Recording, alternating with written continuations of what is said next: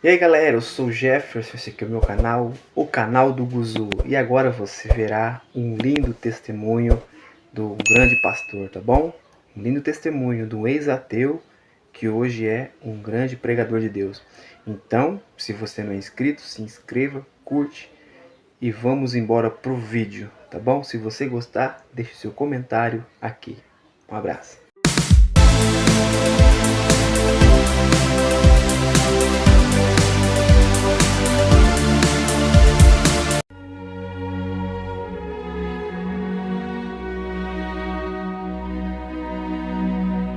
É possível ser feliz? Meu avô falou, é. O que é preciso para ser feliz? Ele falou, um bom diploma, um bom emprego e uma mulher que te ama, você vai ser feliz. Então eu disse, com aquele coração rejeitado, então eu vou me esforçar, vai ser pela força do meu braço, eu vou conseguir essas três coisas, e não importa que a minha mãe e meu pai não me queiram, eu vou ser feliz. Meu avô me matriculou no Senac, fiz curso de datilografia e telex, desculpa, eu sou velho. Tinha negócio de computador. Tinha negócio. Era datilografia e telex. Eu desmaiava nos cursos lá porque tinha problema de saúde. Tirei os documentos, ia procurar emprego. Passava nas provas de matemática, português, de datilografia, mas chegava no exame médico, reprovado. O cara olhava para mim, aquela vareta doente. Só faltava ter que tomar banho de pé de pato para não ir embora pelo ralo. Aí um dia, um primo meu, Sérgio Cipolatti Rodrigues de Lima, auditor do Banco Central, estava liquidando o Banco Bandeirantes na Rua Boa Vista, no centro de São Paulo, mandou me chamar. Fui até o banco, lá no topo do banco, a autoridade máxima do banco era meu primo. E ele olhou para mim e falou, você é um valente. Você vai ser empregado hoje, vai começar aqui como office boy. Falei, Sérgio, eu não vou passar no exame médico. Ele falou, vai sim, que aqui manda aqui sou eu. Aí eu fui lá, fiz todos os testes, chegou no exame médico, morrendo de medo. O médico analisou, na época tinha um tal do Viva Voz, eu sou velho, né? Viva Voz. Aí ele tocou assim, eu ouvi a voz do meu primo, o médico falando assim, doutor Sérgio, o Ricardo não tem condição de trabalhar. Ele tem infecção urinária, ele tem infecção no rim, ele tem vermes no intestino, ele tem um zoológico no intestino. Ele tem suspeita de diabetes e está muito abaixo do peso, ele não tem condição física. Tirou o dedão, veio a voz do meu primo de lá para cá. Ou você contrata ele, ou eu demito você. E assim eu fui contratado.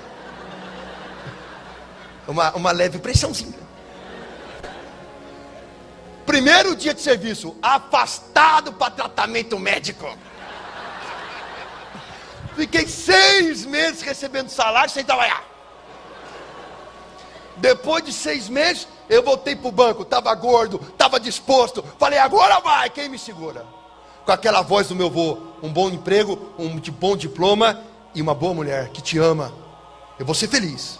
Comecei emprego com office boy, deu o melhor de mim. 3 meses de banco, fui promovido, chefe dos boy. Aí eu virei auxiliar de escritório A, auxiliar de escritório B, chefe do departamento de cobrança e depois de 4 anos, gerente do banco. Nesse ínterim, prestei vestibular, entrei na USP para fazer filosofia. Por que filosofia? Porque o curso era 1 para 1. Falei, esse aí eu não entendi de eu não passar. Legal foi quando eu me formei, né? Falando com meus parentes lá no Ceará. Ô, entrei na USP. O quê? Medicina? Não. Direito? Não. Engenharia? Não. Entrou no quê? Filosofia, silêncio. Vai trabalhar no quê? O que eu vou falar para meus amigos? Teu sobrinho faz? Pensa. Aí eu fiz a filosofia. E aí, em 4 anos, eu tinha um apartamento, eu tinha um diploma da USP, eu tinha um bom emprego, e tinha conhecido uma moça, Isildinha Aparecida Machado, 8 anos mais velha que eu, bióloga da Unicamp. E eu tinha uma mulher que me amava. Eu não tinha felicidade. O meu avô estava errado. O meu casamento era uma desgraça, porque eu era um homem extremamente ciumento, extremamente nervoso.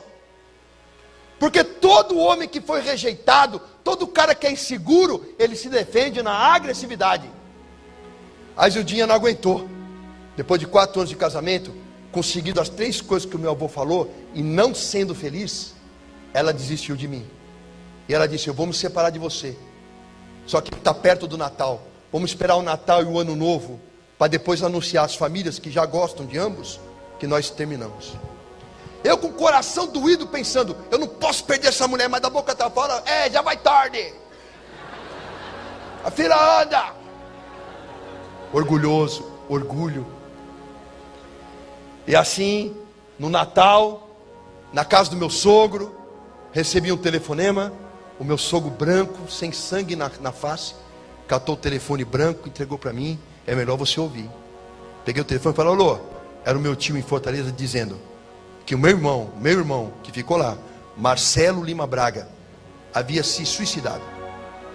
O meu irmão se enforcou na noite de Natal no quarto do meu pai. Peguei o carro do meu sogro, fui até o aeroporto de Congonhas. Minha mãe já estava me esperando. No avião, indo para Fortaleza, ela dizia assim: quem matou meu filho? Eu falei: mãe, não sei. Morreu de acidente? Foi doença? Eu não tinha coragem de dizer para ela que o filho dela tinha se enforcado. Chegou no aeroporto em Fortaleza, vi a família, eu contei: mãe, o Marcelo tirou a própria vida. Minha mãe deu um grito e caiu no chão.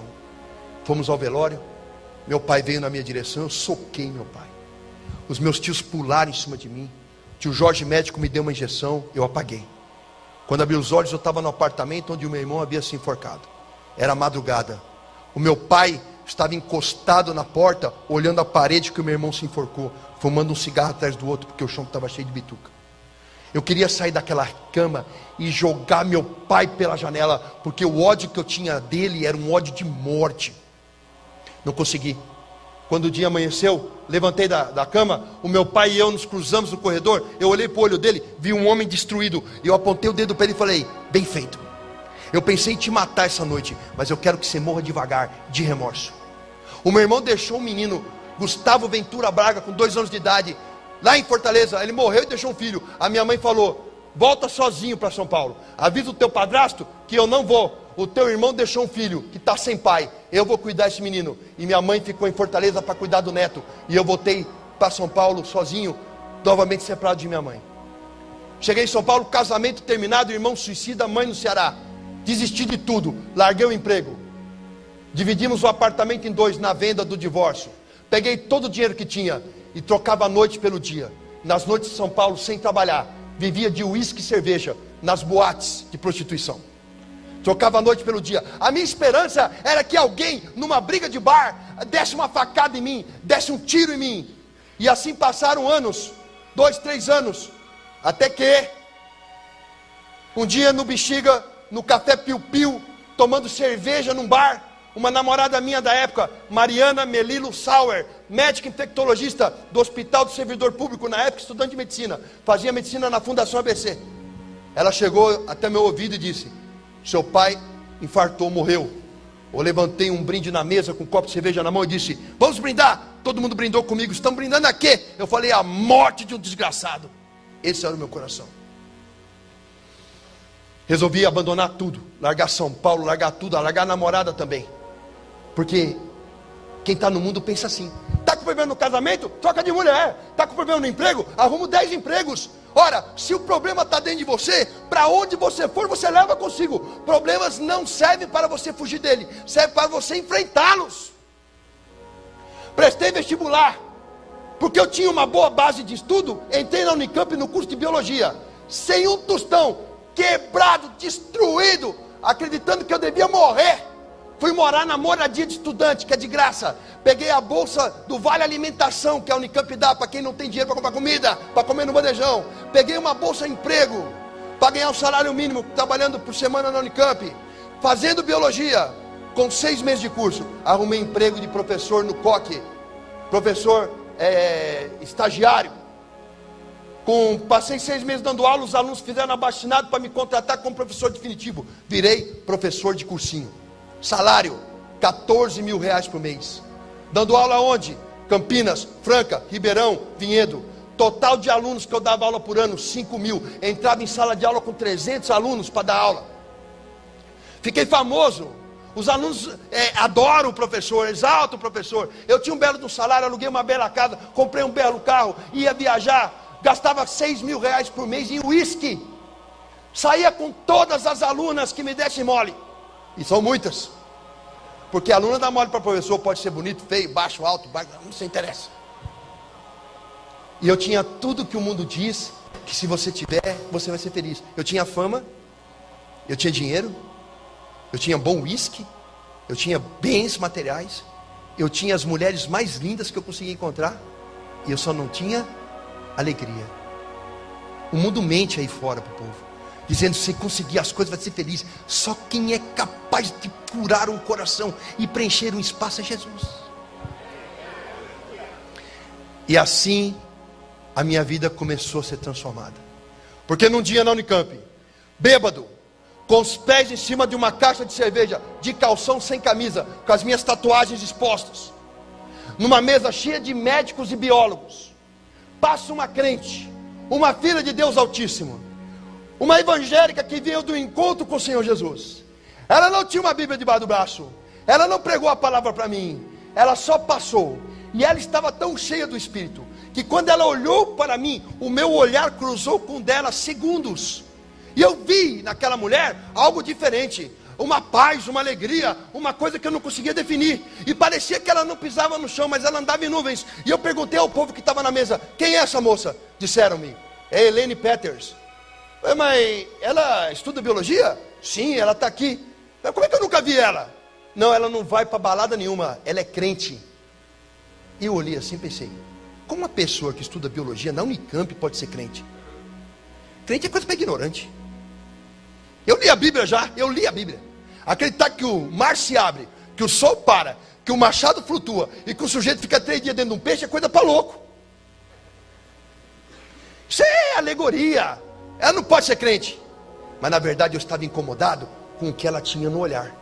Levantei daquela mesa, eu falei: eu vou falar com essa mulher de Bíblia, eu vou dar um nó na cabeça dela. Porque eu estudei Aristóteles, Heráclito, Platão, Dionísio, estudei Jean Paul Sartre, estudei Simone de Beauvoir, Nietzsche, Freud, Karl Marx, eu li o Capital. Eu falei: eu vou pegar essa mulher, mas eu vou dar um nó na cabeça dessa crente.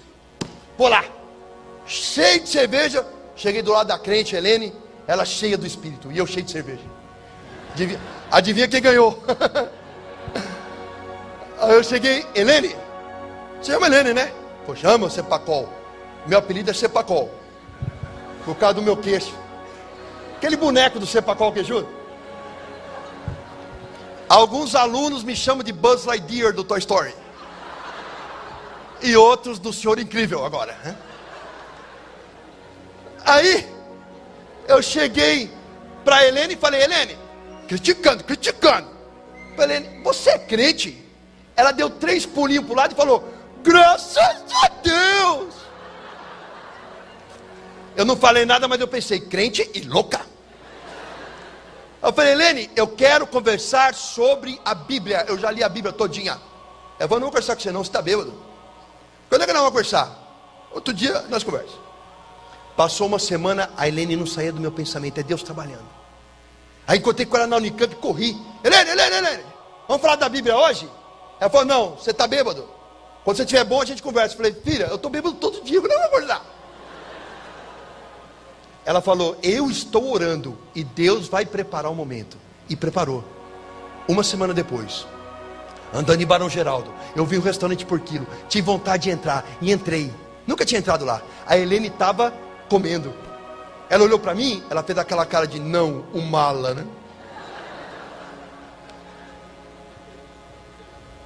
Eu fui lá, sentei na frente dela, falei: Helene, não bebi nada. Vamos falar da Bíblia. Ela falou: quer conhecer Jesus? Eu falei: Jesus? O da cruz? Conheço, todo mundo conhece. O da cruz? Eu falei: não, você não conhece. Você conhece o Jesus da cruz, eu conheço o Jesus que está vivo. Quer ir na igreja comigo domingo? Depois da igreja a gente conversa. Eu pensei: já fui em centro de Umbanda, Kimbanda, Candomblé, já fui em Hare Krishna. Igreja evangélica? É mole. Falei: eu vou. Ela falou: você vai mesmo? Falei: vou, domingo na minha casa. Falei: tudo bem. Eu fui, eu não sabia, mas ela ligou lá para a mãe dela, pastora Miriam Peters, a esposa do pastor Hans Peters, físico da Universidade Federal do Paraná. A pastora pegou o avião de Curitiba para Campinas, ela e a Helene dobraram o joelho, jejuaram e oraram pela minha vida e eu não sabia. Domingo, eu fui para a igreja de camiseta, regata e moto. Eu tinha carro, mas fui de moto. Eu pensei, a Helena é bonita, a gente vai para a igreja, ela vai, gadinho.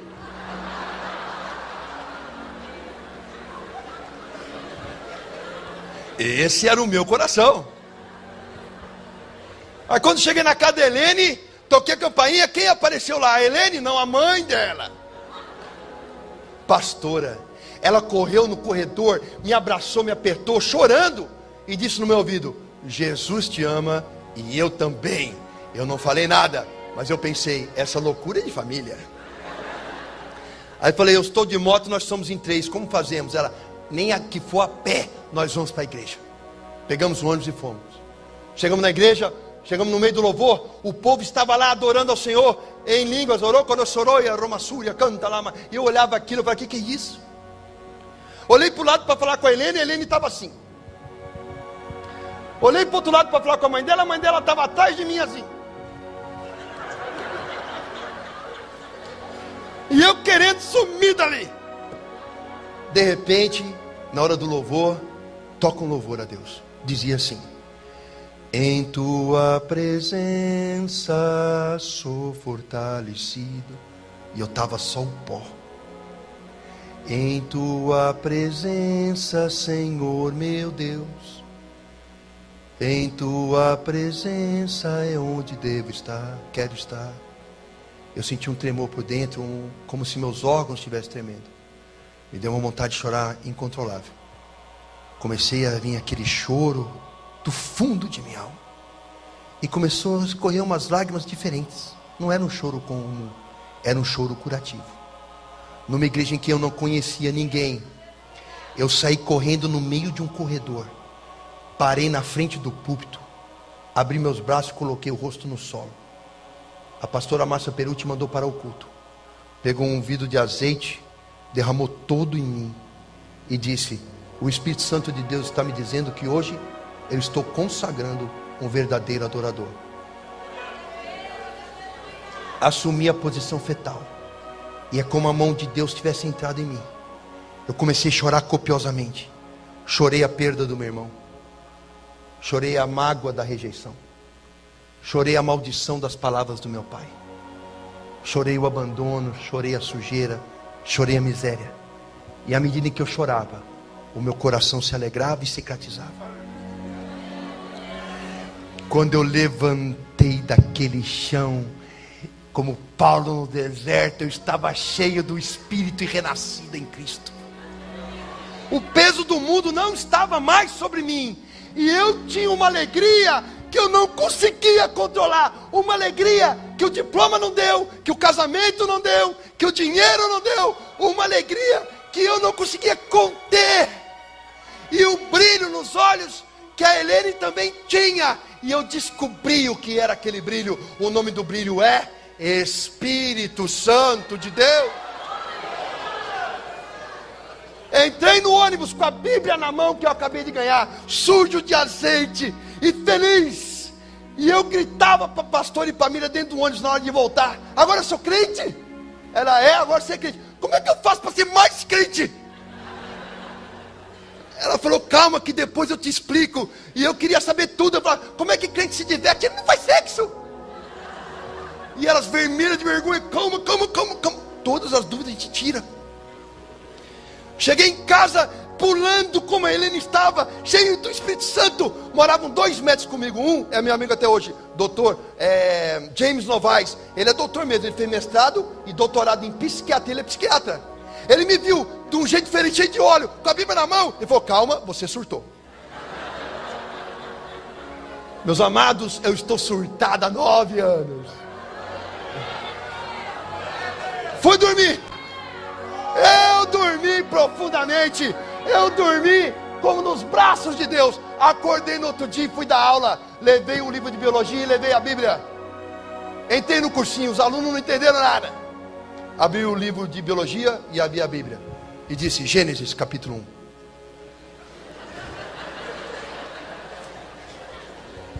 E a terra é vazia e sem forma. Biologia. No começo a terra era um conglomerado de gases tóxicos, unidos por um centro de gravidade. vazia de vida e sem forma, a Bíblia está certa. Gênesis capítulo 1. E a água saiu do solo na forma de vapor. Biologia até hoje é assim. De tudo que o vulcão cospe, 10% é vapor d'água. Gênesis. E Deus criou as ervas do campo e depois os seres vivos. Biologia. Quem faz fotossíntese das ervas do campo? Sustentam todos que respiram e fermentam os outros seres vivos. A Bíblia está certa. Gênesis. E Deus criou o homem do barro. Biologia. Carbono, hidrogênio, nitrogênio e oxigênio. Formaram a primeira molécula orgânica, um ácido nucleico, em meio aquoso no barro. A Bíblia está certa. Levantei a Bíblia numa sala de aula com 300 alunos e disse: se ele está certo no começo, ele está certo no final. Vamos baixar a cabeça e se arrepender, porque Cristo vive.